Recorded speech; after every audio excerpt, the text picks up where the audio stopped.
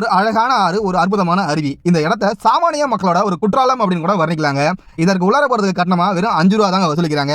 இங்க அருவி மட்டும் இல்லங்க, மீன் குழம்பு சாப்பாடு, பரிசல் பயணம் அப்படின்னு சொல்லிட்டு ஏகப்பட்டது இருக்குங்க. இந்த அற்புதமான இடத்தோட பேர் என்னன்னு கேட்டீங்கன்னா கொடிவேரி அணை. இந்த இடம் எங்க இருக்கு அப்படின்னு கேட்டீங்கன்னா ஈரோடு மாவட்டத்துல கோபிச்செட்டிப்பாளையம் அருகே கொடிவேரி அப்படின்ற ஊர்ல தாங்க இருக்கு.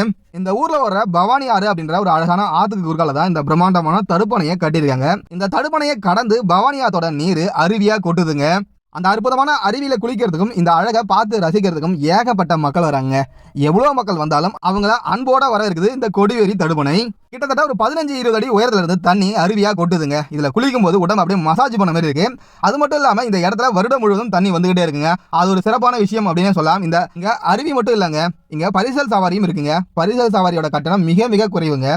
அரை மணி நேரத்துக்கு 50 ரூபா தான், 1 மணி நேரத்துக்கு 100 ரூபா தான். அது மட்டும் இல்லங்க, இந்த ஆத்துலையும் இந்த தடுப்பணையிலையும் பிடிக்கப்பட்ட மீனை இங்க குழம்பு வச்சும் வறுத்தும் தராங்க.